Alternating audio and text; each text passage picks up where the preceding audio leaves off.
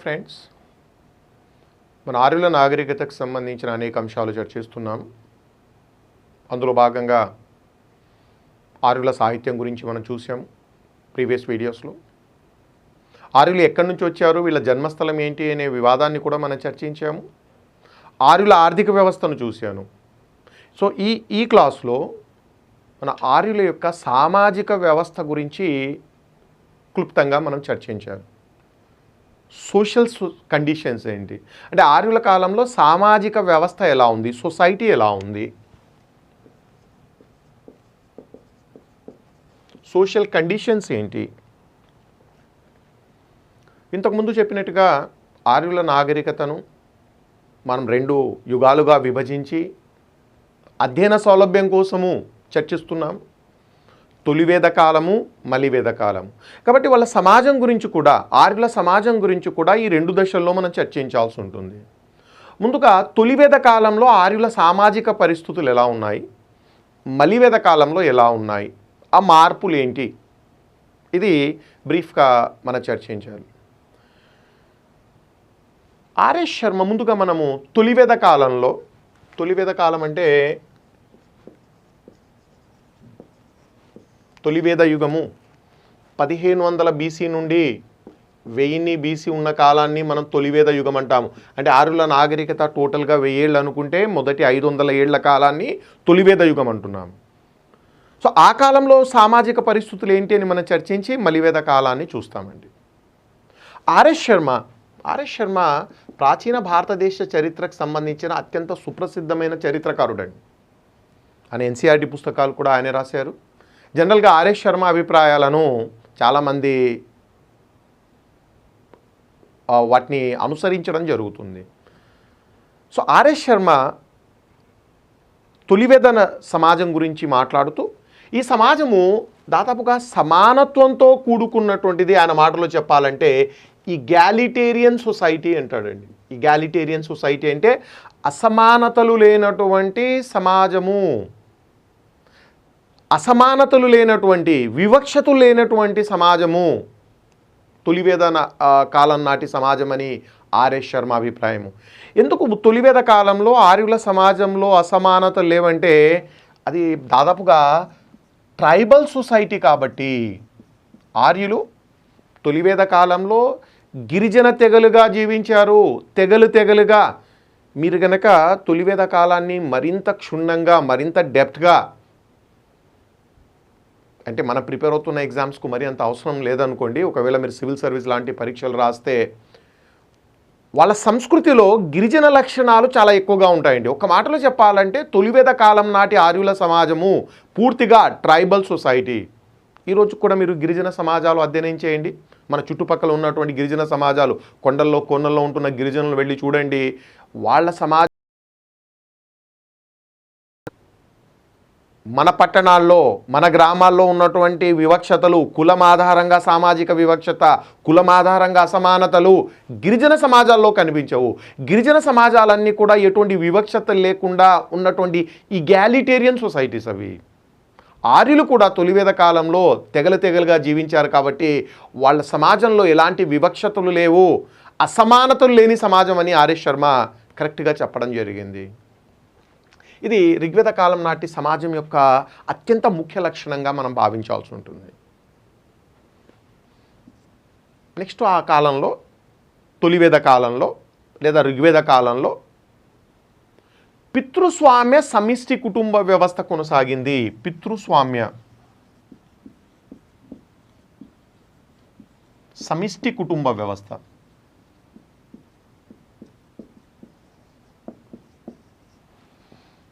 మొత్తం ఈ గిరిజన తెగలు, ఆర్యులు గిరిజన తెగలుగా జీవించారు. ప్రతి తెగలో కూడా ఈ రకమైనటువంటి పితృస్వామ్య సమిష్టి కుటుంబ వ్యవస్థ ఉంటుంది. పితృస్వామ్యము అంటే ప్యాట్రియార్కల్ అండి, మనం ఇంగ్లీష్లో ప్యాట్రియార్కల్ అంటాము. సమిష్టి కుటుంబం అంటే జాయింట్ ఫ్యామిలీ. కాబట్టి ఈ పదాన్ని మనం ఇంగ్లీష్లో చెప్పాలంటే ఈ పితృస్వామ్య సమిష్టి కుటుంబ వ్యవస్థను మనం ఇంగ్లీష్లో ప్యాట్రియార్కల్ జాయింట్ ఫ్యామిలీ సిస్టమ్ అంటాం. ఏంటి ప్యాట్రియార్కల్ జాయింట్ ఫ్యామిలీ సిస్టమ్ అంటే ఏంటి? సమిష్టి కుటుంబము లేదా ఉమ్మడి కుటుంబము అంటే ఏంటి జనరల్గా మనందరికీ కూడా ఉమ్మడి కుటుంబం అంటే తెలుసా అండి, సమిష్టి కుటుంబం అంటే తెలుసు. మనలో చాలామంది ఇంకా సమిష్టి కుటుంబాల నుంచి వచ్చిన వాళ్ళు ఉంటున్న వాళ్ళని కూడా కొంతమంది. అని ఎలా నిర్వచించాలి, సమిష్టి కుటుంబం అంటే ఎలా చెప్పాలి? ఫర్ ఎగ్జాంపుల్ మిమ్మల్ని ఎవరినైనా సమిష్టి కుటుంబం అంటే చెప్పండి, మనకు తెలుసు సమిష్టి కుటుంబము, కానీ కరెక్ట్ అయినటువంటి డెఫినేషన్ ఇవ్వడం అనేటువంటిది తెలియదు. ఎలా చెప్పచ్చు అంటే సమిష్టి కుటుంబాన్ని మనం ఎలా నిర్వచించవచ్చు అంటే రెండు లేదా అంతకంటే రెండు కూడా కాదు, రెండు కంటే ఎక్కువ తరాల బంధువులు కలిసిమెలిసి ఒకే ఇంట్లో ఉంటే దాన్ని సమిష్టి కుటుంబం అంటాము. More than 2 generations. Relatives are more than 2 generations. ఇప్పుడు 2 తరాల బంధువులు ఒకే ఇంట్లో ఉన్నారనుకోండి, దాన్ని న్యూక్లియర్ ఫ్యామిలీ అంటాం. 2 తరాలు అంటే పేరెంట్స్, చిల్డ్రన్, తల్లిదండ్రులు, పిల్లలు, దాన్ని న్యూక్లియర్ ఫ్యామిలీ అంటాము. 2 తరాల కంటే ఎక్కువ, 3 కావచ్చు, 4 కావచ్చు, ఒక్కొక్కసారి 5 తరాలు కూడా, అంటే ఆ సమిష్టి కుటుంబం మరీ పెద్దదైతే 5 తరాల వాళ్ళు కూడా, అంటే 3 లేదా 4 లేదా 5 అంటే 2 కంటే ఎక్కువ తరాల వాళ్ళు ఒకే ఇంట్లో ఉండాలి. రిమెంబర్, ఒకే ఇంట్లో ఉండాలి, ఒకే వంటగదిని కలిగి ఉండాలి. మళ్ళీ ఒకే ఇంట్లో ఉంటూ ఎవరి వంట వాళ్ళు చేసుకుంటే అది సమిష్టి కుటుంబంగా పరిగణించబడదు. సో దీన్ని జాయింట్ ఫ్యామిలీ అంటామండి. 2 తరాల కంటే ఎక్కువ, 2 తరాల కంటే అంటే 2 తరాలకు 2 తరాల కంటే ఎక్కువగా ఉన్నటువంటి బంధువులు, మోర్ దాన్ 2 generations చెందినటువంటి బంధువులు ఒకే చోట ఒకే ఇంట్లో ఉంటే దాన్ని మనము జాయింట్ ఫ్యామిలీ అని చెప్పచ్చు. మరి పితృస్వామ్య వ్యవస్థ ఇంతకుముందే చెప్పాను. మాతృస్వామ్యము, పితృస్వామ్యం అంటే కుటుంబానికి పురుషుడు అధిపతిగా ఉంటే దాన్ని మనం పితృస్వామ్య వ్యవస్థ అంటాము. కాబట్టి ఇప్పుడు ఇది జాయింట్ ఫ్యామిలీ ఎలాంటి సమిష్టి కుటుంబము? పితృస్వామ్య సమిష్టి కుటుంబము. మరి పితృస్వామ్య సమిష్టి కుటుంబానికి అధిపతిని ఋగ్వేద కాలంలో కులప అన్నారు. కులప, ఈ కుటుంబ అధిపతిని, కుటుంబానికి పెద్ద ఎవరైతే ఉన్నారో వారిని కులప అని చెప్పడం జరిగింది. కులప అంటే తండ్రి అని చెప్పడానికి లేదండి. కొంతమందికి ఆయన తండ్రి కావచ్చు, మరికొంతమందికి తాత అవుతాడు, మరికొంతమందికి ముత్తాత అవుతాడు. కాబట్టి సీనియర్ మోస్ట్ మేల్ మెంబర్ అంటే ఆ కుటుంబంలో అందరికంటే వయసులో పెద్దగా ఉన్నటువంటి పురుషుడు ఆ కుటుంబానికి అధిపతిగా ఉంటాడు. Senior most male member. కాబట్టి ఈ పితృస్వామ్య సమిష్టి కుటుంబ వ్యవస్థకు తండ్రి అధిపతిగా ఉంటాడు, కుటుంబ పెద్దగా ఉంటాడని చెప్పడానికి వీల్లేదు. కొంతమంది బంధువులకు తండ్రి అయితే మరికొంతమందికి తాత అవుతాడు, మరికొంతమందికి ముత్తాత అవుతాడు. బట్ ఋగ్వేద కాలంలో ఆ కుటుంబ పెద్దను కులప అని పిలవడం జరిగింది. భారతదేశంలో నేటికి కూడా హిందువుల్లో కానీ ముసల్మాన్లలో కానివ్వండి ఈ పితృస్వామ్య సమిష్టి కుటుంబం అనేటువంటిది కనిపిస్తుంటుంది. అక్కడక్కడ రేర్గా అనుకోండి 1-2 చోట్ల మాతృస్వామ్య సమిష్టి కుటుంబ వ్యవస్థలు కూడా కనిపిస్తాయండి. మాతృస్వామ్య సమిష్టి కుటుంబ వ్యవస్థ, మ్యాట్రియార్కల్ జాయింట్ ఫ్యామిలీ. మీరు కనుక కేరళ వెళ్తే మలబార్ ప్రాంతంలో నాయర్ కులంలో మాతృస్వామ్య వ్యవస్థ ఉంటుంది. వాళ్ళది జాయింట్ ఫ్యామిలీ అండి. అంటే కుటుంబానికి అధిపతి ఎవరంటే సీనియర్ మోస్ట్ ఫిమేల్ మెంబర్. ఆ కుటుంబంలో వయసులో అందరికంటే పెద్దగా ఉన్నటువంటి మహిళ ఆ కుటుంబానికి అధిపతి అవుతుంది. కానీ రేర్ అండి, భారతదేశంలో 1-2 చోట్ల మాత్రమే మనకు మాతృస్వామ్య సమిష్టి కుటుంబం కనిపిస్తుంది. అదర్వైజ్ మనదంతా కూడా పితృస్వామ్య సమిష్టి కుటుంబ వ్యవస్థ. చాలా ఇంట్రెస్టింగ్ పాయింట్ ఏంటంటే ఈ 2 రకాలైనటువంటి కుటుంబాలు ఏర్పడే పద్ధతులు వేరువేరుగా ఉంటాయండి. ముందుగా పితృస్వామ్య సమిష్టి కుటుంబం ఎలా ఏర్పడుతుంది? ఆ కుటుంబంలోని పురుషుల తరఫు నుండి ఏర్పడుతుంది. పితృస్వామ్య సమిష్టి కుటుంబం ఎలా ఏర్పడుతుందంటే మీరంతా చూస్తుంటారండి. ఓన్లీ ఏంటంటే నేను వాటిని ప్రాపర్ వర్డ్స్లో మీకు ఎక్స్ప్లెయిన్ చేసే ప్రయత్నం చేస్తున్నాను. కుటుంబంలోని అమ్మాయిలు వివాహం తర్వాత ఇంటిని వదిలి వెళ్ళిపోవాలి. మరి ఆ కుటుంబంలోని అబ్బాయిలు వాళ్ళ భార్యలు వాళ్ళ పిల్లలతో ఈ పితృస్వామ్య సమిష్టి కుటుంబం ఏర్పడుతుంది. ఐ రిపీట్, వివాహం తర్వాత అమ్మాయిలందరూ ఇల్లు వదిలేసి వెళ్ళిపోవాలి, అబ్బాయిలు మాత్రము పెళ్లి చేసుకొని వాళ్ళ భార్యలు వాళ్ళ పిల్లలతో ఈ పితృస్వామ్య సమిష్టి కుటుంబ వ్యవస్థను ఏర్పాటు చేస్తారు. అంటే కుటుంబము పురుషుడి తరఫు నుంచి ఏర్పడుతుంది, ఎందుకంటే అతని ఆధిపత్యం కొనసాగుతుంది కాబట్టి. అదే మీరు మాతృస్వామ్య సమిష్టి కుటుంబ వ్యవస్థలు చూశారనుకోండి, కేరళలోని నాయర్లు చాలా ఇంట్రెస్టింగ్ అండి. స్త్రీ వైపు నుంచి, మహిళ వైపు నుంచి కుటుంబం ఏర్పడుతుంది. వివాహం చేసుకున్న తర్వాత పురుషులందరూ ఇల్లు వదిలేసి వెళ్ళిపోవాలి. ఎక్కడికి వెళ్ళిపోవాలి? ఇల్లరికానికి వెళ్ళిపోవాలి. మీరు ఎవరినైతే వివాహం చేసుకుంటారో వాళ్ళ ఇంట్లో వెళ్ళి ఆ భార్య ఇంటికి వెళ్ళి అక్కడే ఉండాలి, ఇల్లరికానికి వెళ్ళిపోవాలి. సో పురుషులు వివాహం తర్వాత ఇంటిని వదిలి వెళ్ళిపోతే ఆ ఇంట్లో ఉన్నటువంటి అమ్మాయిలు, వాళ్ళ భర్తలు, వాళ్ళ పిల్లలు కలిసి మాతృస్వామ్య సమిష్టి కుటుంబాన్ని ఏర్పాటు చేస్తారు. అందుకనే భారతదేశంలోని సంస్కృతి చాలా భిన్నంగా ఉంటుందండి. డైవర్సిటీ, అదే భారతదేశ సంస్కృతి గొప్పతనము, అందం కూడా అండి. రకరకాల సంస్కృతులు, రకరకాల సాంప్రదాయాలు భారతదేశంలో ఉంటాయి. ఎనీహౌ మనకు రేర్గా ఈ మాతృస్వామ్యం కనిపిస్తుంది, పితృస్వామ్యమే మనకు ప్రధానంగా ఉంటుంది. ఇది ఇంకొక ముఖ్యమైనటువంటి పాయింట్ అండి. ఇక్కడ నేను ఋగ్వేద కాలం నాటి సమాజం గురించి కొన్ని ముఖ్యమైన పాయింట్స్ రూపంలో మీకు ఇచ్చేటువంటి ప్రయత్నం చేస్తున్నాను. ఒక పాయింట్ ఏంటంటే సమాజంలో అసమానతలు లేవు, అసమానతలు లేని సమాజము గిరిజన సమాజం అది. రెండవది పితృస్వామ్య సమిష్టి కుటుంబం ఉంది, ఇది ఇంకొక పాయింట్. నెక్స్ట్ పాయింట్కి వస్తే ఋగ్వేద కాలం నాటి సామాజిక పరిస్థితుల్లో చాలా ముఖ్యమైనటువంటి పాయింట్ ఏంటంటే కుల వ్యవస్థ కనిపించదు.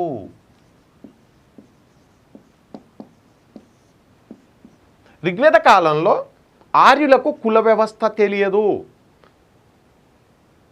రిపీట్, క్యాస్ట్ సిస్టమ్ ఋగ్వేద కాలంలో మనకు కనిపించదు. ఈ పాయింట్ చెప్పగానే ఒకవేళ మీరు గనక ఆఫ్లైన్ క్లాస్లో ఉండింటే ఇమ్మీడియట్గా అడగాల్సినటువంటి ప్రశ్న, విద్యార్థులు, తెలివైన విద్యార్థులు అడిగేది ఏంటంటే, మరి ఈ సమాజం అంతా మనము ఋగ్వేదము ఆధారంగా అధ్యయనం చేస్తున్నాము. ఋగ్వేదంలోని 10వ చాప్టరు పురుష సూక్తంలో కుల వ్యవస్థ చాలా క్లియర్గా ప్రస్తావించబడిందనేటువంటి అంశాన్ని మనం చర్చించాము. ఋగ్వేదంలోని 10వ మండలము పురుష సూక్తం ఏమంటుంది? సృష్టికర్త అయినటువంటి బ్రహ్మతల నుండి బ్రాహ్మణుడు, భుజాల నుండి క్షత్రియుడు, తొడల నుండి వైశ్యుడు, అదే పాదాల నుండి శూద్రుడు జన్మించాడు. అంటే కుల వ్యవస్థ ప్రస్తావన ఋగ్వేదంలో క్లియర్గా ఉన్నప్పుడు మరి సమాజంలో కుల వ్యవస్థ లేదంటారేంటి? ఇక్కడ చాలా ఇంపార్టెంట్ పాయింట్, అది ఆల్రెడీ నేను ప్రీవియస్ క్లాస్లో ఎక్స్ప్లెయిన్ చేశాను. వేద సాహిత్యం అంతా కూడా మౌఖిక సాహిత్యము అని చెప్పానండి. మౌఖిక సాహిత్యం అంటే ఓరల్ లిటరేచర్, దీని వ్రాత ప్రతులు లేవు. అందుకనే ప్రతి కాలంలో కూడా ఆ కాలానికి చెందిన పండితులు ఈ సాహిత్యానికి కొత్త భాగాలను జోడించుకుంటూ వెళ్ళారు. అంటే ఒక్కొక్క జనరేషన్లో ఈ సాహిత్యం పెరుగుతూ వెళ్ళింది. ఒరిజినల్గా మీరు ఋగ్వేదాన్ని చూస్తే 2వ చాప్టర్ నుండి 9వ చాప్టర్ వరకు మాత్రమే ఒరిజినల్గా ఆర్యుల కాలంలో రాయబడినటువంటిది. Chapter number 1 and chapter number 10 ఈ రెండు కూడా లేటర్ ఇంటర్పోలేషన్స్ అన్నాను. లేటర్ ఇంటర్పోలేషన్స్ అంటే తర్వాత కాలం నాటి పండితులు వీటిని రాసి ఋగ్వేదానికి అటాచ్ చేశారు, ఋగ్వేదానికి జోడించారు. ఒరిజినల్గా చాప్టర్ 1 అండ్ చాప్టర్ 10 ఋగ్వేద కాలంలో రాయబడలేదు. ఋగ్వేదం ఎప్పుడు రాయబడిందని చెప్పాను? 1500 బీసీ నుండి 1000 బీసీ మధ్య కాలంలో ఋగ్వేదం రాయబడింది అనుకుంటున్నాం మనము. కానీ చాప్టర్ 1 అండ్ చాప్టర్ 10 మాత్రము చాలా తర్వాత కాలానికి చెందినటువంటిది. అప్పటికే కుల వ్యవస్థ వచ్చింది కాబట్టి కుల వ్యవస్థను వాళ్ళు చాప్టర్లో ఇంక్లూడ్ చేసి దాన్ని ఋగ్వేదానికి జోడించడం జరిగింది. అంటే ఫైనల్ కన్క్లూజన్ ఏంటంటే ఋగ్వేదంలో కుల వ్యవస్థ ఉందా? ఎస్, ఉంది. ఋగ్వేదంలో చాలా క్లియర్గా కుల వ్యవస్థ గురించి ప్రస్తావించబడింది.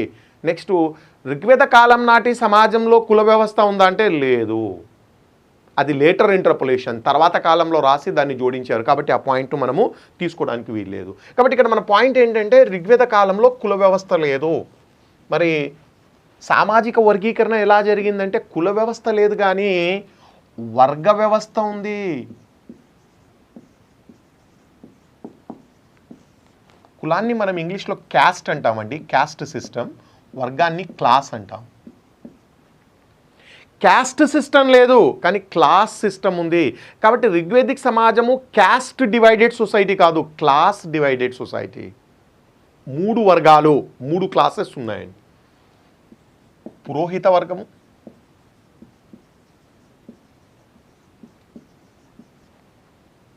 యుద్ధవీరుల వర్గము,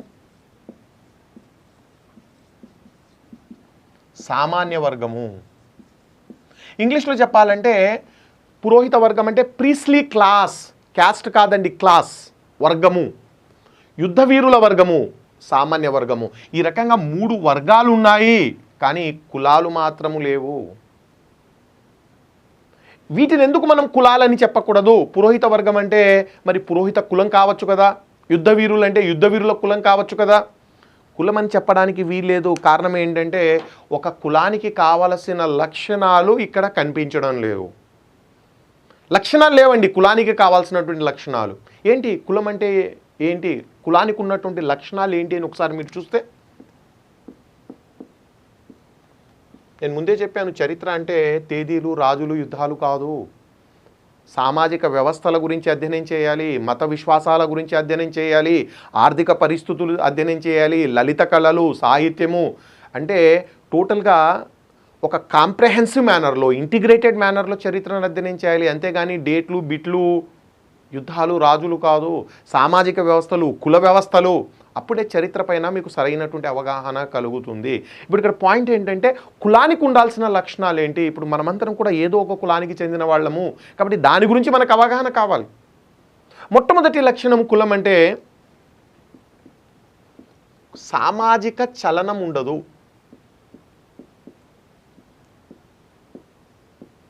సామాజిక చలనం ఉండదు. ఏంటి సామాజిక చలనం అంటే? Social mobility.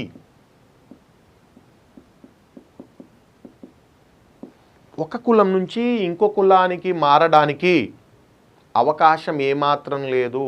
మీరు ఏ కులంలో పుడితే ఆ కులంలోనే చావాలి. కులాన్ని మార్చుకోవడానికి ఎట్టి పరిస్థితుల్లో అవకాశం లేదు. మొబిలిటీ లేదు. అంటే ఒక కులం నుంచి మీరు ఇంకొక కులానికి వెళ్ళడానికి వీల్లేదు. అంటే పెద్ద కులం నుంచి కింది కులానికి కానీ, కింది కులం నుండి ఇంకా ఉన్నత కులానికి రావడానికి అవకాశం లేదు. చాలా ఇంట్రెస్టింగ్ పాయింట్ అంటే ఈవెన్ మతాన్ని మార్చుకునే అవకాశం ఉందండి. ఫర్ ఎగ్జాంపుల్ నేను వచ్చి అంటే మీ మతం చాలా బాగుంది, మీ మతంలో చేరుతానంటే నాకు ఎర్రతి వాచీలు పరిచి వెల్కమ్ చెప్పి మరి మతాన్ని మారుస్తారు. నేను మీ కులం చాలా బాగుందండి, నేను మీ కులంలో చేరుతానంటే కుదరదు. సామాజిక చలనం ఉండదండి. అప్వర్డ్ మొబిలిటీ, డౌన్వర్డ్ మొబిలిటీ రెండు కూడా ఉండవు. కులానికి ఉన్నటువంటి చాలా చాలా ముఖ్యమైన లక్షణము సోషల్ మొబిలిటీ లేదు, సామాజిక చలనము. కానీ ఋగ్వేదంలోని ఈ 3 వర్గాలు ఒకసారి మనం చూస్తే సామాజిక చలనం బ్రహ్మాండంగా ఉంది. ఋగ్వేదంలోని ఒక శ్లోకంలో ఒక వ్యక్తి చెప్తున్నాడండి, నేను సామాన్య వర్గానికి వాడిని, మా సోదరుడు పురోహిత వర్గానికి చెందినవాడు, ఇంకొక సోదరుడు యుద్ధ వర్గానికి చెందినవాడు. అంటే 3 సోదరులు 3 వేరువేరు వృత్తులు తీసుకొని 3 వేరువేరు వర్గాల్లో ఉన్నారు. అంటే పాయింట్ ఏంటంటే సామాజిక చలనం ఉంటే దాన్ని క్లాస్ అంటామండి. వర్గంలో ఇప్పుడు ఫర్ ఎగ్జాంపుల్ నేను ధనిక వర్గంలో పుట్టాను, రిచ్ క్లాస్, బాగా డబ్బు ఉన్నటువంటి కుటుంబంలో పుట్టాను అంటే నేను రిచ్ క్లాస్కు చెందినవాడిని. కొంతకాలం తర్వాత సంపద మొత్తం పోగొట్టుకున్నాను, ఏమవుతుంది? పూర్ క్లాస్లోకి రావాల్సి వస్తుంది. డౌన్వర్డ్ మొబిలిటీ అంటే ఉన్నత వర్గం నుంచి, ధనిక వర్గం నుండి పేద వర్గంలోకి నెట్టివేయబడతాను. లేదా నేను ఒక పేద వర్గంలో జన్మించాను, డబ్బు సంపాదించాను, ధనిక వర్గంలోకి వెళ్ళడం జరుగుతుంది. అంటే అక్కడ చలనం ఉంది, మొబిలిటీ ఉంది. కాబట్టి రెండింటికి తేడా ఏంటంటే క్లాస్ సొసైటీలో చలనం ఉంటుంది, క్యాస్ట్ సొసైటీలో చలనం ఉండదు. ఋగ్వేదంలో చాలా చాలా క్లియర్గా చెప్పడం జరిగిందండి. ఎవరికి ఏ వర్గం కావాలంటే ఆ వర్గంలో వెళ్ళడానికి అవకాశం ఇవ్వబడింది. ఫర్ ఎగ్జాంపుల్ మీరు సామాన్య వర్గంలో జన్మించారనుకోండి, పశుపోషణ చేసుకోవాలి సామాన్య వర్గంలో. కానీ మీరు జ్ఞానాన్ని ఆర్జించి పురోహిత వర్గంలో వెళ్ళిపోవచ్చు, అనుమతి ఇవ్వడం జరిగింది. చాలామంది సామాన్య వర్గం నుంచి పురోహిత వర్గంలోకి, పురోహిత వర్గం నుండి సామాన్య వర్గంలోకి, దీన్ని మనం అప్వర్డ్ మొబిలిటీ అంటాము, దీన్ని డౌన్వర్డ్ మొబిలిటీ ఋగ్వేదంలో కొనసాగాయి. కాబట్టి అది కులం కావడానికి వీల్లేదు. ఒక శ్లోకంలో ఓ వ్యక్తి దేవుణ్ణి ప్రార్థిస్తున్నాడండి. ఓ ఇంద్ర, ఇంద్రుడు ఋగ్వేద కాలంలో అత్యంత ముఖ్యమైన దైవం. ఓ ఇంద్ర, నాకు మంచి జ్ఞానాన్ని ఇచ్చి పురోహితున్నైనా చెయ్యి, లేదా ధైర్య సాహసాలు ఇచ్చి యుద్ధ వీరుడిగానైనా చెయ్యి, లేదా గోవులు ఇచ్చి సామాన్య వర్గంలో ఒక మంచి వ్యక్తిగా చేయమని దేవుణ్ణి ప్రార్థిస్తున్నాడు. అంటే దీన్ని బట్టి అర్థం ఏంటంటే ఆ వ్యక్తి ఆ 3 వర్గాల్లో వెళ్ళడానికి అర్హత కలిగి ఉన్నాడు. అంటే ఎలిజిబిలిటీ ఉంది. అతను పురోహితుడు కావచ్చు, యుద్ధ వీరుడు కావచ్చు, సామాన్య వర్గంలో చేరడానికి కూడా అర్హత ఉంది. అందుకని దేవుణ్ణి ఈ 3 వర్గాల్లో నన్ను ఒక మంచి స్థాయిలో తీసుకెళ్ళమని దేవుణ్ణి కోరుతున్నాడు. సైకాలజీ ఏంటంటే మనం ఒక దేవుణ్ణి ఏదైనా కోరుకున్నామంటే దానికి మనకి ఎలిజిబిలిటీ ఉంటేనే కోరుకుంటామండి. సింపుల్ మాటలు చెప్పాలంటే, ఫర్ ఎగ్జాంపుల్ చదువు లేనటువంటి ఒక 60 ఏళ్ల ముసలివాడు, గ్రామానికి చెందిన ముసలివాడు తిరుపతి వెంకటేశ్వరుడి దగ్గరికి వెళ్ళి నాకు సబ్ ఇన్స్పెక్టర్ పోస్టో లేదా గ్రూప్ 1 పోస్టో ఇవ్వమని అడగాడు. 60 ఏళ్ల చదువు లేనటువంటి వ్యక్తి వెళ్ళి నన్ను సబ్ ఇన్స్పెక్టర్ చేయండి లేదా గ్రూప్ 1 ఆఫీసర్ చేయమని అడుగుతాడండి? ఎందుకంటే అతనికి బాగా తెలుసు తనకు అర్హత లేదు కాబట్టి కోరుకోడు. దేవుడి దగ్గర మనం ఏదైనా కోరుకుంటున్నామంటే దానికి ఎలిజిబిలిటీ ఉందండి. ఇప్పుడు మీరున్నారు, మీరు దేవుడి దగ్గరికి వెళ్ళి భగవంతుని మీరు కోరచ్చు, నాకు ఎస్ఐ ఉద్యోగం ఇవ్వండి, నాకు పోలీస్ కానిస్టేబుల్ ఉద్యోగం ఇవ్వండి, గ్రూప్ 2 ఉద్యోగం ఇవ్వండి, గ్రూప్ 1, ఎందుకంటే అన్నిటికీ మీకు ఎలిజిబిలిటీ ఉంది. అంతేగాని మీరు ఎప్పుడైనా వెంకటేశ్వర స్వామి దగ్గరికి వెళ్ళి అమెరికా అధ్యక్షుడిని చేయమని అడిగారా? పోనీ అడుగుతారా? అంటే దేవుడి పైన మీకు నమ్మకం లేదు, అడగండి, ఏముంది, అన్నిటికంటే పెద్ద పోస్ట్ కదా అమెరికా అధ్యక్షుడు అంటే. జనరల్గా అది హ్యూమన్ టెండెన్సీ కాదు, మనకు బాగా తెలుసు మనం అమెరికా అధ్యక్షుడు కావడానికి మనకు అర్హత లేదు కాబట్టి. సో మనిషి ఏదైనా దేవుడి దగ్గర కోరాడంటే అది అర్హత ఉంటేనే కోరుతాడు. కాబట్టి ఇక్కడ ఈ శ్లోకంలో ఈ 3 వర్గాల్లో ఏదో ఒక వర్గంలో నన్ను చేర్చమని ఒక భక్తుడు ఇంద్రుణ్ణి కోరుతున్నాడంటే చలనం ఉంది. కాబట్టి అది కులం కావడానికి అవకాశం లేదు. సో కులానికి ఉన్నటువంటి చాలా ముఖ్యమైన లక్షణం అంటే సామాజిక చలనం ఉండదు. రెండోది అసమానతలండి. కులానికి ఉన్నటువంటి ఒక భయంకరమైనటువంటి జబ్బు ఏంటంటే అసమానతలు. ఒక కులం వాడు చాలా గొప్పవాడు, మరొక కులం వాడు చాలా తక్కువవాడు. అసమానతలు. నువ్వు గొప్పవాడివి ఎందుకంటే నువ్వు ఎక్స్ కులానికి చెందిన వాడివి, నువ్వు తక్కువ వాడివి ఎందుకంటే వై కులానికి చెందిన వాడివి. ఈ అసమానతలు కుల వ్యవస్థలో అత్యంత ముఖ్యమైనటువంటి లక్షణంగా మనం చెప్పుకోవాలి. ఇంట్రెస్టింగ్ పాయింట్ ఏంటంటే ఇందాక మనం చర్చించుకున్నాము, ఆర్ఎస్ శర్మ చాలా క్లియర్గా చెప్పాడు, ఈ గ్యాలిటేరియన్ సొసైటీ, ఆర్యులు గిరిజన తెగలుగా జీవించారు, అసమానతలు లేవు, వివక్షతలు లేవు. వండర్ఫుల్ సొసైటీ అండి ఋగ్వేద కాలం నాటి సొసైటీ. అందుకనే అసమానతలు లేవు కాబట్టి అక్కడ కుల వ్యవస్థ ఉండడానికి వీల్లేదు. కుల వ్యవస్థలో సహపంక్తి భోజనాలు ఉండవు. సహపంక్తి భోజనాలు మనం ఇంటర్ డైనింగ్ అంటాం ఇంగ్లీష్లో, ఇంటర్ డైనింగ్. జనరల్గా అగ్రకులాల వాళ్ళు తక్కువ కులాల వారితో కూర్చొని భోజనం చేయడం అనేది జరగదు. మీరు గమనించి ఉంటారు, బ్రాహ్మణులు ఎప్పుడు కూడా వేరే కులం వారితో కూర్చొని భోజనం చేయరు. ఎందుకంటే విపరీతమైన సుపీరియారిటీ కాంప్లెక్స్ అండి. ఒక సామాన్యుడు తినేటువంటి ఆహారాన్ని వాడి పక్కన కూర్చొని నేను తినడం జరగదు. మీరు సాంప్రదాయ బ్రాహ్మణులు గమనించారనుకోండి, వాళ్ళు పెళ్ళికి వెళ్ళినా పెళ్లిలో మీరు పంచభక్ష పరమాణాలు పెట్టండి తినరు. అంటే ఇతరులు తినే తిండిని నేను తినను, ఎందుకంటే నేను చాలా సుప్రీం. సహపంక్తి భోజనాలు అనేటువంటివి కుల వ్యవస్థలో ఉండవు. ఇప్పుడిప్పుడే మార్పు వస్తుందనుకోండి, అన్నీ ఫేడ్ అవుట్ అవుతున్నాయి. అగ్రకులాల్లో కూడా కొంతవరకు అభ్యుదయ భావాలు వస్తున్నాయి. ఇప్పుడున్న పరిస్థితులు వేరు. బట్ జనరల్గా సాంప్రదాయ భావాలు ఉన్నటువంటి వాడు ఎవడు కూడా బ్రాహ్మణుడు వేరే కులం వాడితో కూర్చొని భోజనం చేయడు. కాబట్టి కులము అంటే ఇంటర్ డైనింగ్ ఉండదు. కానీ ఋగ్వేదంలో అలా లేదండి. బ్రహ్మాండంగా ఋగ్వేద కాలంలో అందరూ కలిసిమెలిసి భోజనాలు చేస్తున్నారు, ఎక్కడా వివక్షతలు లేవు.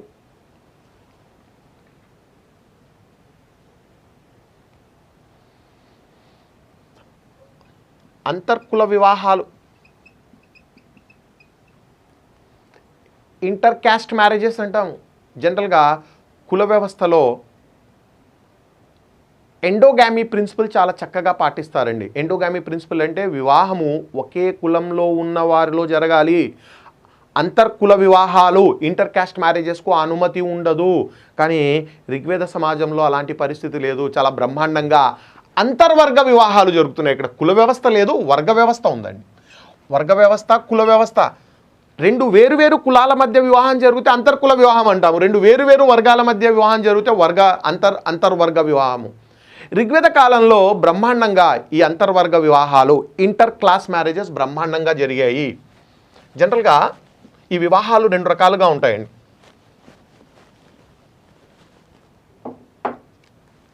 మీరు ఇంటర్ క్యాస్ట్ మ్యారేజెస్ అనండి లేదా ఇంటర్ క్లాస్ మ్యారేజెస్ అనండి, అది వర్గ వ్యవస్థ అయినా కుల వ్యవస్థ అయినా ఈ వివాహాలు 2 రకాలుగా ఉంటాయండి. అనులోమ వివాహం ఒకటి, ప్రతిలోమ వివాహం ఇంకొకటి.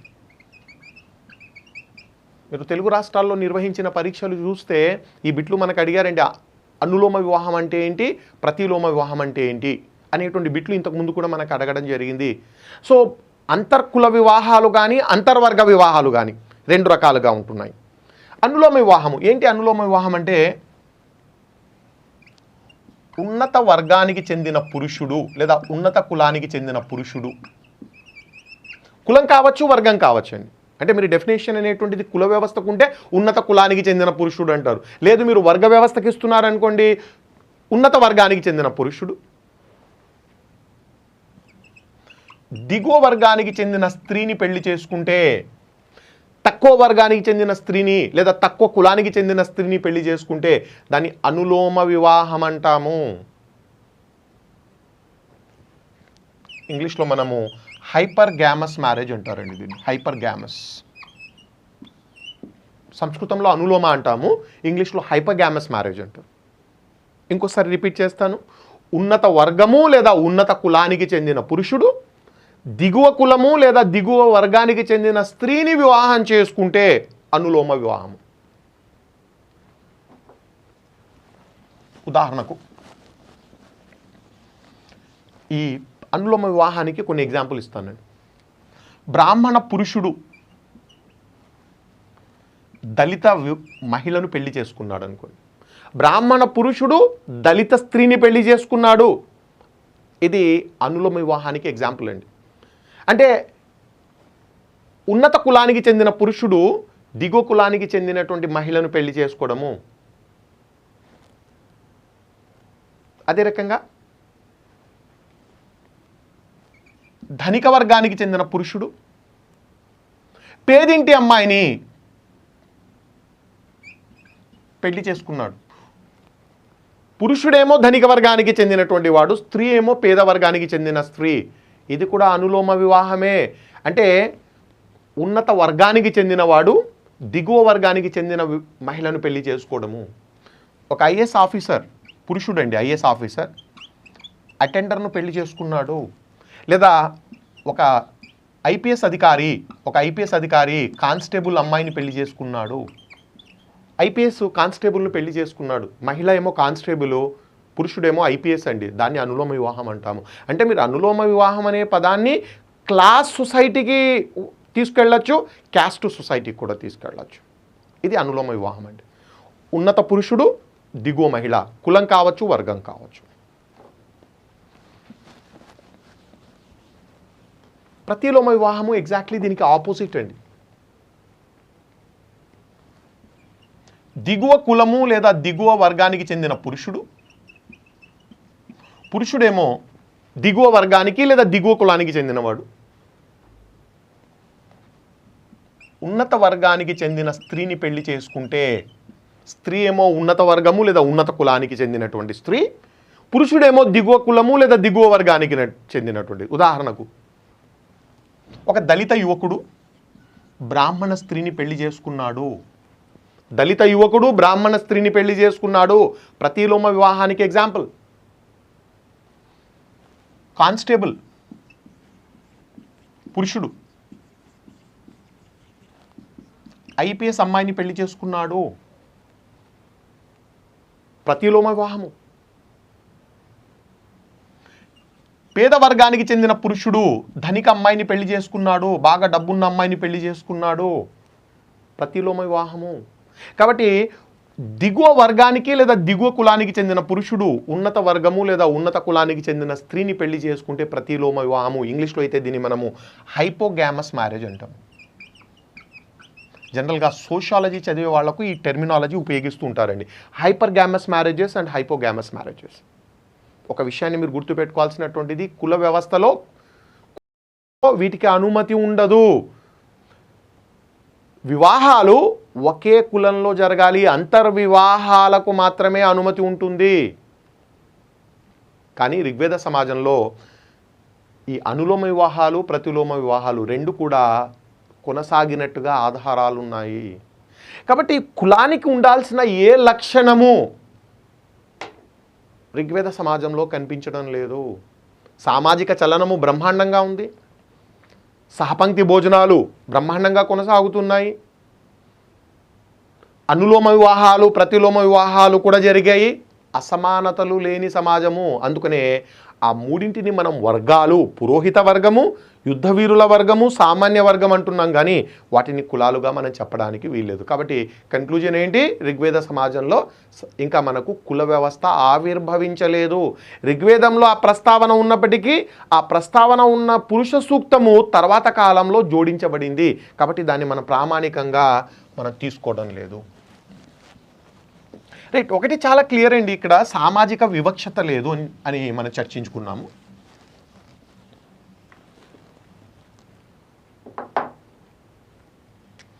సామాజిక వివక్షతో పాటు లింగ వివక్షత కూడా ఈ సమాజంలో కనిపించదు. సోషల్ డిస్క్రిమినేషన్ లేదు, జెండర్ డిస్క్రిమినేషన్ కూడా లేదు. అంటే మహిళలకు సమానత్వము, స్వేచ్ఛ, స్వాతంత్రాలు కల్పించబడ్డాయి. పురుషుడితో పాటుగా సమానమైన అవకాశాలు మహిళలకి ఇవ్వడము ఋగ్వేద సమాజం యొక్క చాలా గొప్పతనం అని చెప్పాలండి. నేను ఇంతకుముందు క్లాసెస్లో చెప్పాను, మహిళల గురించి మనం ఎందుకు అధ్యయనం చేయాలి ఒక సమాజాన్ని చర్చించేటప్పుడంటే ఆ సామాజిక పరిపక్వతను కొలుస్తాము. ఆ క్రైటీరియా తీసుకుంటే ఋగ్వేద కాలం నాటి సమాజము చాలా ఉన్నతంగా ఉంది, చాలా మెచ్యూర్డ్ సొసైటీ అని చెప్పాలండి. పురుషులతో పాటుగా అవకాశాలు, సమాన హక్కులు, సమాన స్వేచ్ఛను ఇవ్వడము. ఎంత సమానత్వం ఉందంటే ఆనాటి సమాజంలో బహుభార్యత్వంతో పాటుగా, జనరల్గా మీరు ఏ సమాజమైనా చూడండి బహుభార్యత్వం కనిపిస్తుంది. అంటే ఒక పురుషుడు ఎక్కువ మంది మహిళలను పెళ్లి చేసుకోవడానికి బహుభార్యత్వము అంటాము. ఋగ్వేద సమాజంలో బహుభార్యత్వంతో పాటుగా బహుభర్తృత్వం కూడా కనిపించడము. ఒక పురుషుడు ఎక్కువ మంది మహిళలను పెళ్లి చేసుకోవడానికి ఒక పురుషుడికి అనుమతి ఇస్తే మహిళలు కూడా ఎక్కువ మంది భర్తలు కలిగి ఉండడానికి అనుమతి ఇవ్వడం జరిగింది. వండర్ఫుల్ ఈక్వాలిటీ అండి. అంటే ఒక పురుషుడు ఒకరికంటే ఎక్కువ మందితో వివాహం చేసుకునే అవకాశం ఉండడము, ఆ అవకాశాన్ని మహిళలకు కూడా కల్పించారు. మీరు ఋగ్వేదంలోని శ్లోకాలు చూస్తే మహిళలు కూడా 2-3 భార్యలను కలిగి ఉండడాన్ని మనం గమనించవచ్చు. మన ఇంగ్లీష్లో బహుభార్యత్వాన్ని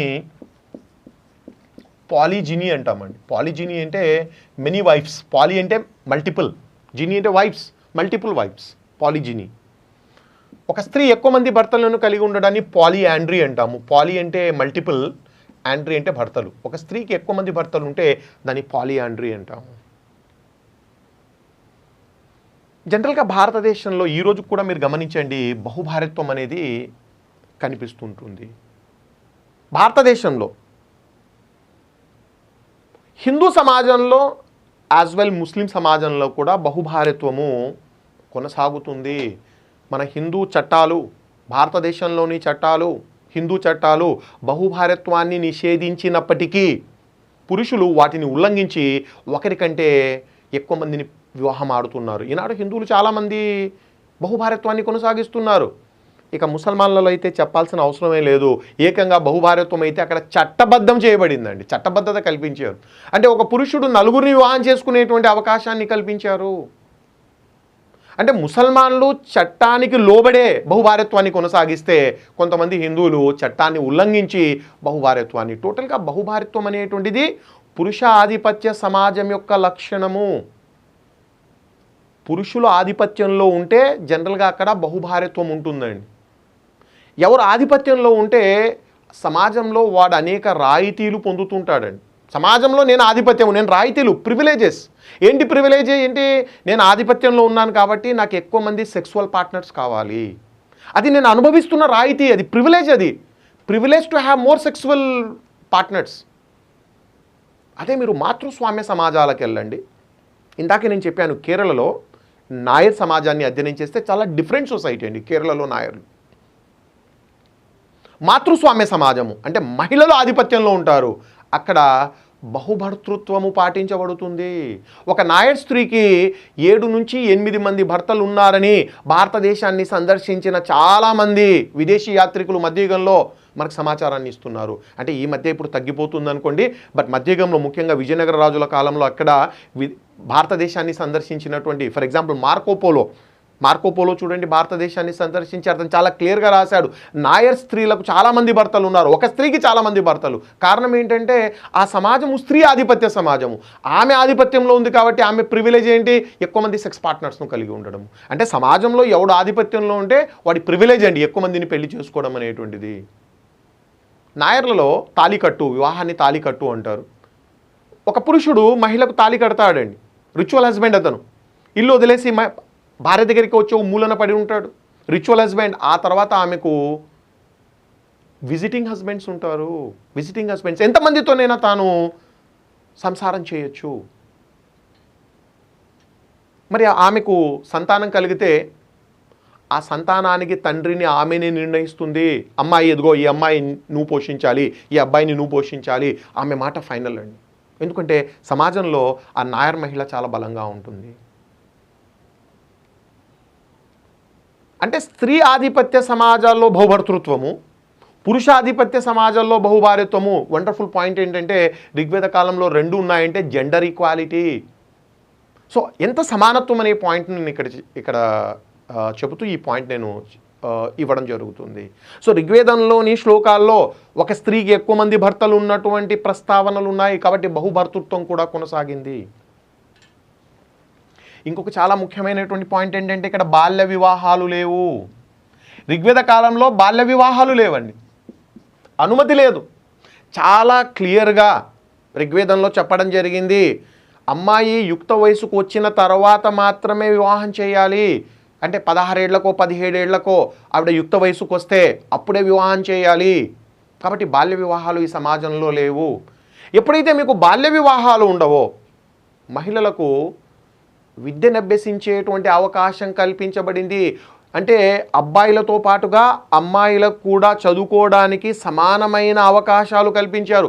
ఎక్కడ బాల్య వివాహాలు ఉంటే అక్కడ అమ్మాయిల చదువు వెళ్ళిపోతుందండి. కాబట్టి పురుషులతో పాటుగా స్త్రీలకు కూడా చదువుకునేటువంటి అవకాశం కల్పించడము. వండర్ఫుల్ పాయింట్ ఏంటంటే ఋగ్వేదంలో కనీసము ఒక 20 మంది మహిళా మేధావుల ప్రస్తావన ఉంది. స్వయంవర, విశ్వవర, అపల, లోపముద్ర ఇలాంటి చాలామంది మేధావుల పేర్లండి. మహిళా మేధావులు ఋగ్వేదంలోని శ్లోకాల్లో మహిళలు కూడా కొన్నిటిని రచించడము ఆనాడు మహిళలు పురుషులతో పాటుగా సమానంగా చదువుకున్నారని చెప్పడానికి ఒక ఎగ్జాంపుల్ అండి. మనం ఈ 20 మంది మహిళా మేధావుల్లో ఘోష గురించి మామూలుగా తీసుకుందాం. ఘోష గురించి మనం ప్రత్యేకంగా చర్చించుకోవాలి. 20 మంది మహిళా మేధావుల ప్రస్తావన ఋగ్వేదంలో ఉంటే ఘోష ఈమె బ్రహ్మవాదిని అట అండి. బ్రహ్మవాదిని అంటే వివాహం చేసుకోలేదు, బ్రహ్మచారిణిగా. ఎందుకు ఈమె బ్రహ్మచారిణిగా మిగిలిపోయిందంటే జ్ఞానాన్ని ఆర్జించడం కోసము. ఘోషకు విద్య అంటే, జ్ఞానం అంటే చాలా ఇష్టమట. జీవితకాలం అంతా తల్లిదండ్రుల దగ్గరే ఉంటూ జ్ఞానాన్ని ఆర్జిస్తూ వివాహం చేసుకోలేదు. బ్రహ్మవాదిని. సమాజంలో ఆమెకు ఎంత గౌరవం ఉందంటే అందరూ ఈమెను ఋషి స్టేటస్ ఇచ్చి గౌరవించారు.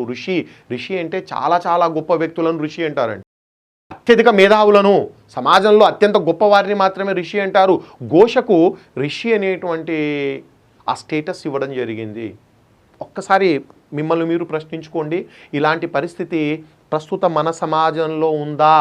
ఎవరైనా అమ్మాయి జ్ఞానాన్ని ఆర్జించడం కోసము, చదువుకోవడం కోసము వివాహం చేసుకోకుండా తల్లిదండ్రుల దగ్గరే ఉండిపోతే సమాజము ఆ కుటుంబాన్ని, ఆమెను గౌరవిస్తుందా? నికృష్టంగా చూడడం జరుగుతుంది. అపవాదులు ఇక వాళ్ళ టార్చర్ అంతెంత ఉండదండి. బట్ ఇక్కడ పరిస్థితులు చూడండి. అంటే ఏ రకంగా చూసినా మన ప్రస్తుత సమాజం కంటే కూడా వేదకాలం నాటి సమాజము చాలా అద్భుతంగా ఉంది, పరిపక్వత సాధించిన సమాజం అని చెప్పాలి. అందుకనే దయానంద సరస్వతి, మనం రాబోయే క్లాసెస్లో చర్చిస్తామండి. దయానంద సరస్వతి అని చాలా గొప్ప హిందూ సంస్కర్త. అని ఏమంటారంటే గో బ్యాక్ టు వేదాస్ అని ఇచ్చిన పిలుపండి. వేదాలకు మరలండి, గో బ్యాక్ టు వేదాస్. వేదకాలం నాటి అద్భుతమైన సంస్కృతిని మీరు సర్వనాశనం చేసేశారు. రాను రాను ఆ వేద సంస్కృతిని నాశనం చేసి హిందూ సమాజాన్ని భ్రష్టు పట్టించారు. కాబట్టి ఇప్పుడు హిందువులు ఏం చేయాలి? ఇప్పుడున్న సంస్కృతిని చెత్తబుట్టలో పడేసి అందరం కూడా వేదాలకు వెళ్ళిపోదాము. వేదాలకు వెళ్ళిపోదామంటే అర్థం ఏంటి? వేదకాలం నాటి ఆ గొప్ప సంస్కృతిని పునరుద్ధరిద్దాం అనేటువంటిది ఆయన గో బ్యాక్ టు వేదాస్ అనే పిలుపు ఇవ్వడంలో అర్థము. ఎనియో మనం దయానంద సరస్వతి గురించి రాబోయే క్లాసెస్లో కూడా మనం చర్చిస్తాం. ఇంకొక సాంప్రదాయం ఋగ్వేద కాలంలో ఒక ముఖ్యమైనటువంటి సాంప్రదాయము నియోగ సాంప్రదాయము అండి.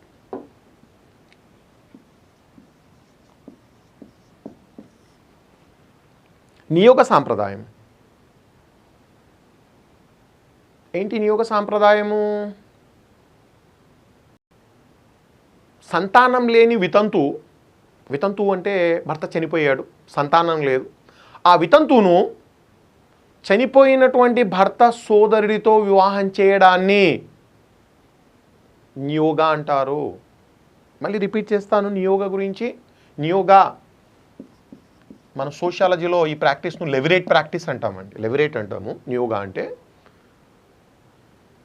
చనిపోయినటువంటి భర్త సోదరుణ్ణి పెళ్లి చేసుకోవడము అంటే సంతానం లేని, ఇది నథింగ్ బట్ ఒక వితంతు వివాహం అండి. వితంతు వివాహము, కానీ 2 కండిషన్స్ ఇక్కడ వితంతు వివాహానికి.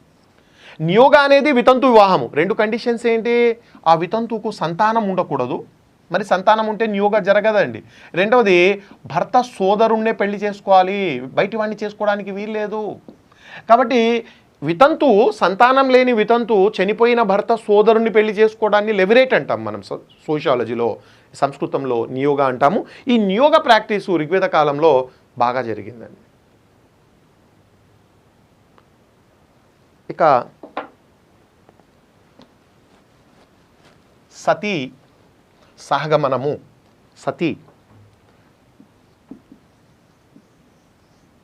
సతీ కూడా ఋగ్వేదంలో ప్రస్తావించబడింది.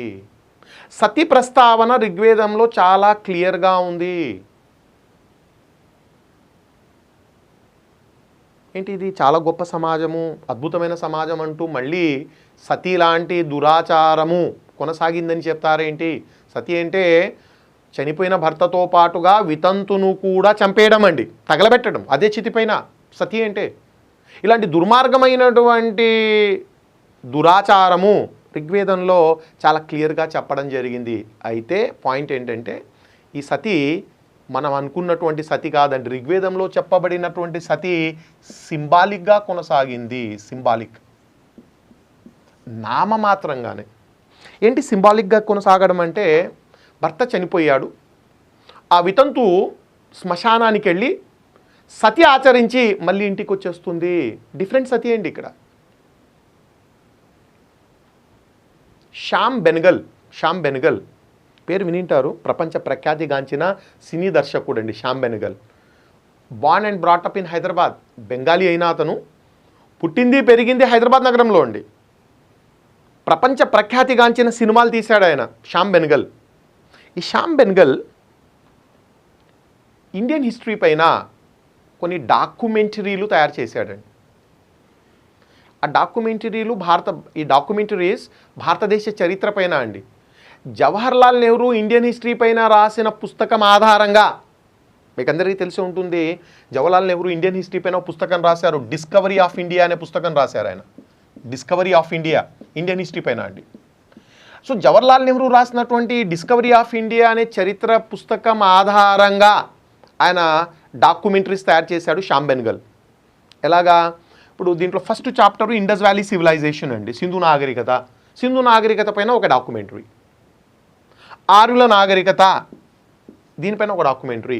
బౌద్ధ మతము ఒక డాక్యుమెంటరీ. మౌర్య సామ్రాజ్యము ఒక డాక్యుమెంటరీ. ఇలాగా స్వాతంత్ర పోరాటము 1947 వరకు ఆ చాప్టర్ వైజ్ డాక్యుమెంటరీస్ తయారు చేశాడు. మీరు కనుక హిందీ కానీ ఇంగ్లీష్ కానీ మీరు అర్థం చేసుకునే వాళ్ళైతే మీరు యూట్యూబ్లో చూడొచ్చండి. డాక్యుమెంటరీస్ అని యూట్యూబ్లో ఉంటాయి. ఈ మధ్యకాలంలో నేను ఆర్యుల పైన చేసిన డాక్యుమెంటరీ చూడడం జరిగింది. Shyam Benegal discovery of India ఆధారంగా తయారు చేసినటువంటి ఆర్యుల నాగరికత పైన చేసిన డాక్యుమెంటరీ. అందులో సతీ చూపించారండి. మనం అనుకుంటున్న సతీ వేరు, ఆర్యుల కాలంలో ఉన్నటువంటి సతీ వేరు. సింబాలిక్ అంటే ఏంటి అనేది వివరిస్తున్నాను. భర్త చనిపోయాడు. భర్తను శ్మశానానికి తీసుకెళ్ళడానికి పాడే అంటే ఒక కర్రలతో కట్టినటువంటి ఒక పాడే తీసుకొస్తారండి. ఒకటి కాదు, 2 తీసుకొస్తారు. ఒక దానిపైన శవాన్ని ఉంచుతారు, రెండవ దానిపైన ఆ భార్య వితంతు నడుచుకుంటూ వెళ్ళి తాను పడుకుంటుంది. ఇద్దరిని శ్మశానానికి మూసుకెళ్తారు. ఈమె సజీవంగానే ఉంటుంది, అయినా పాడపైన కూర్చోబెట్టి పడుకోబెట్టి తీసుకెళ్తారు శ్మశానానికి. అక్కడ ఒక చితి ఉంటుంది, ఆ చితిపైన శవాన్ని పెట్టి తగలబెడతారు. ఈ భార్య, ఈ వితంతు ఆ చితి దగ్గరికి వెళ్ళి తాను కూడా కాలిపోతున్నట్టుగా నటిస్తుందండి. ఒక గంట సేపు నటన, తాను కూడా కాలిపోతున్నట్టుగా నటించి ఆ గంట పూర్తి కాగానే, అంటే పూర్తిగా శరీరం కాలిపోయిన తర్వాత ఇంటికి వచ్చేస్తుంది. ఈ కార్యక్రమాన్ని సతీ అని పిలిచారు. ఏంటిదంటే మళ్ళీ ఇక్కడ గిరిజన సాంప్రదాయం అండి. మీకు తెలిసే ఉంటుంది, ట్రైబల్ ఈ గిరిజనులు చాలా ప్రిమిటివ్ సాంప్రదాయాలను కలిగి ఉంటారు. చాలా అమాయకత్వం ఉంటుంది వాళ్ళలో, కొంత మూఢనమ్మకాలు ఉంటాయి, అమాయకత్వం ఉంటుంది, నిరక్షరాస్యులుగా ఉంటారు. వాళ్ళ సాంప్రదాయాలు చాలా భిన్నంగా ఉంటాయి. గిరిజన సాంప్రదాయం ఏంటంటే భార్యాభర్తలు కష్ట సుఖాల్లో ఒకరు మరొకరికి తోడుగా ఉండాలి. ఎన్ని కష్టాలు వచ్చినా ఒకరు మరొకరికి తోడుగా ఉండాలి. భార్య కష్టాల్లో భర్త, భర్త కష్టాల్లో భార్య. ఇప్పుడు భర్తకు చాలా కష్టం వచ్చింది, ఏంటి, అతని శరీరమే తగలబడుతుంది, భార్య కూడా అందులో పాలు పంచుకోవాలి, ఆ కష్టాన్ని ఆమె కూడా పంచుకోవాలి. మరి ఎలాగా? ఆమె నిజంగా వెళ్ళి కాలిపోవాలని అవసరం లేదు, అట్లీస్ట్ నటించాలి. గిరిజన సాంప్రదాయం అండి అది. ఆ రకంగా ఆవిడ కూడా కాలిపోతున్నట్టుగా నటించి ఇంటికి వస్తుంది. అందుకనే సింబాలిక్ అన్నాను. సతీ జరిగింది అక్కడ సింబాలిక్. ఆమె నిజంగా తగలబడడం లేదు, తగలబడినట్టుగా నటిస్తూ వచ్చేస్తుంది. ఉదాహరణకు ఈ గిరిజన సాంప్రదాయాల గురించి మీరు ఆంథ్రోపాలజీ లాంటి సబ్జెక్టులు చదివితే మీరు ఈశాన్య రాష్ట్రాలకు వెళ్ళండి. ఈశాన్య రాష్ట్రాల్లో ఉన్న గిరిజనుల్లో కౌవేడ్ అనే ఒక సాంప్రదాయం కనిపిస్తుంది. ఆంథ్రోపాలజీ, సోషియాలజీలో కౌవేడ్ అంటారండి. కుహన ప్రసూతి అంటే భార్య గర్భవతిగా ఉన్నప్పుడు, ఆ గిరిజన యువతి గర్భం దాల్చినప్పుడు, జనరల్గా గర్భవతి అంటే ప్రసవించే వరకు ఆమె రకరకాలైన ఇబ్బందులు, కష్టాలు ఎదుర్కొంటుంది. ఆ కష్టాల్లో ఆ కష్టాలను భర్త కూడా పాలు పంచుకోవాలి, అతను కూడా కొన్ని షేర్ చేసుకోవాలి. మరి ఎలాగా? అది గిరిజన సాంప్రదాయం. ఆమె ప్రెగ్నెన్సీ కన్ఫర్మ్ అయిన రోజు నుండి, ఆమె గర్భవతి అని తెలిసిన రోజు నుండి ఆమెకు ఖచ్చితమైనటువంటి ఆహారం, ఒక ఫిక్స్డ్ డైట్ ఉంటుందండి, ఇదే తినాలి, భర్త కూడా అదే తినాలి. మంచం పైన పడుకోకూడదు, భూమిపైన ఒక చాప వేసుకొని పడుకోవాలి గర్భవతి స్త్రీ, వాళ్ళ సాంప్రదాయం. భర్త కూడా అలాగే పడుకోవాలి. ప్రసవ సమయంలో ఆ వేదన, ఆ ప్రసవ సమయంలో ఆ మహిళ అనుభవించే వేదనను భర్త కూడా అనుభవించాలి. అంటే ఆ ప్రసూతి వేదన అన్నమాట. నటిస్తాడండి అతను కూడా, అంటే తను కూడా గర్భాన్ని దాల్చినట్టుగా, ప్రసవిస్తున్నట్టుగా, ఆ నొప్పులు ఉన్నట్టుగా నటిస్తాడు. దాన్ని కౌవేడ్ అంటారు. కుహన ప్రసూతి, స్యూడో ప్రెగ్నెన్సీ. వాడికి ప్రెగ్నెన్సీ ఉండదు, ఉన్నట్టుగా నటిస్తాడంటే భార్య కష్టాల్లో ఇతను కూడా పాలు పంచుకుంటున్నాడు. గిరిజన సాంప్రదాయాలు అవి. అలాగే ఇక్కడ సతి కూడా అలాగే జరిగింది. అంటే వాస్తవంగా అయితే ఆ యువతిని తగలబెట్టడం లేదు, తగలబెట్టినట్టుగా ఆమె నటించి వస్తుంది. కాబట్టి వీటి ద్వారా మనకు తెలిసేది ఏంటంటే ఋగ్వేద సమాజము చాలా గొప్ప సమాజము, అద్భుతమైన సమాజము. ఇక్కడ సామాజిక లింగ వివక్షత కూడా లేదు, చాలా మెచ్యూర్డ్ సొసైటీ. ఇలాంటి సమాజంలో, ఇలాంటి ఋగ్వేద కాలం నాటి సమాజము మలివేద కాలంలో ఎలాంటి మార్పులకు లోనైంది? మనం చర్చించాల్సింది మలివేద కాలం నాటి సామాజిక పరిస్థితులు ఏంటి. సో దీన్ని మనం చర్చిస్తామండి.